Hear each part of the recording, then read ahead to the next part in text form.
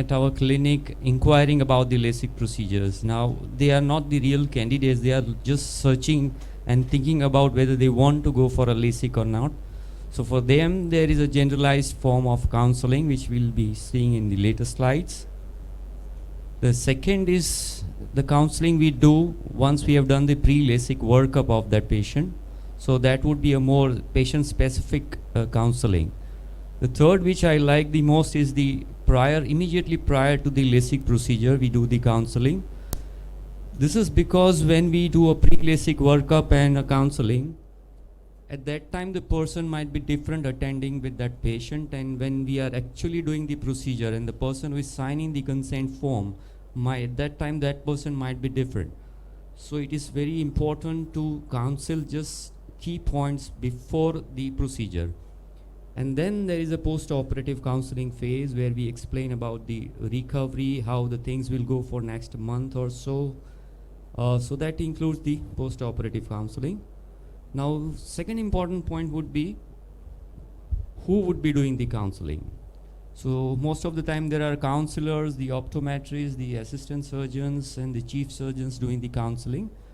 At least before the procedure is started, I would feel like the operating surgeon should at least highlight the key points of the counseling. Now, when the patient comes for the first time in the clinic about the LASIK, he has a lot of myths going on in his mind. So most important part of the counseling would be breaking the myths of this patient. Now, what kind of myths they carry?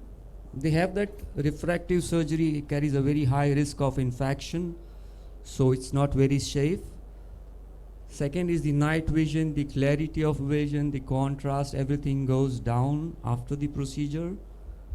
Refractive surgery will not get them rid completely of the glasses and contact lenses. The procedure is painful. These are the common myths which the patient carries, which needs to be cracked before taking him to the laser room.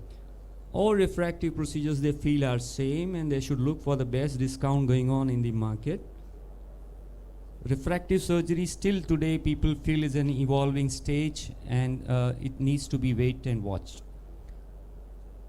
Now, clearing out the myths which they have, everyone undergoing a LASIK procedure will have a 20/15 vision.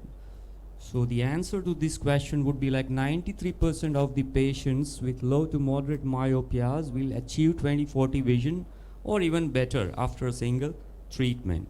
However, the ultimate outcome depends on the various factors like the number of refractive error, the corneal thickness, the dry eye, everything. Many people feel that LASIK is actually not a surgery.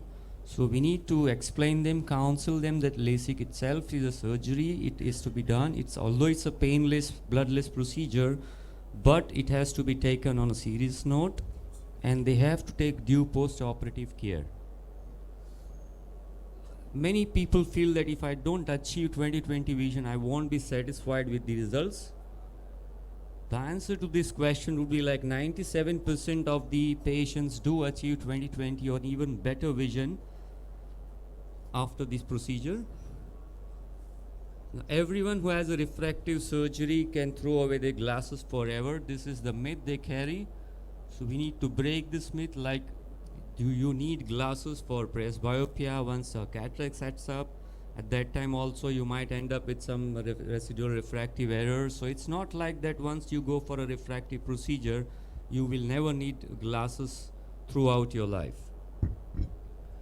Now, talking about the generalized counseling, we talk about the procedure, the recovery time, the post-operative care, the regressions, if needed, a second setting, complications, the follow-up visits, the financial part of the patient. What I felt is the better you counsel pre-operatively, patients most of the time are ready to understand, provided they are given a transparent approach. So if we explain them pre-operatively, less we face the post-operative headaches.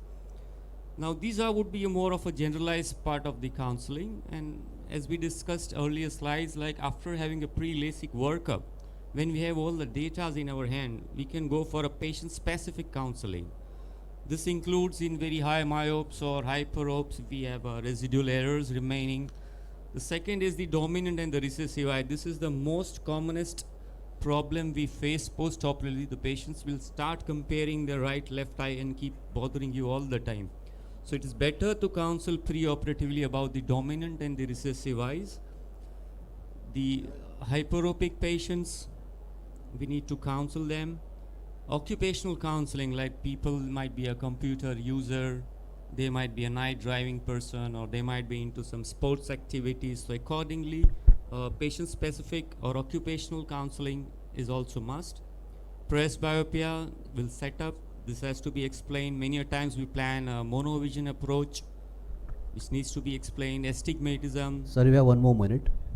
Okay. Color vision defects, pre-existing dry eyes, and oculopathologies. Now this we discuss is the treatment options we have.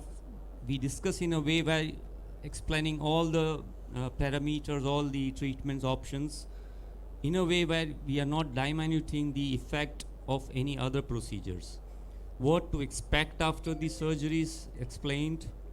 The stability of the vision, this is a common question asked by the patient. Usually it's around a decade or so. After sometimes the refractive errors may turn up back. We explain about the retreatments done, usually anytime 3 months after the procedures. This is a common question asked by the patients.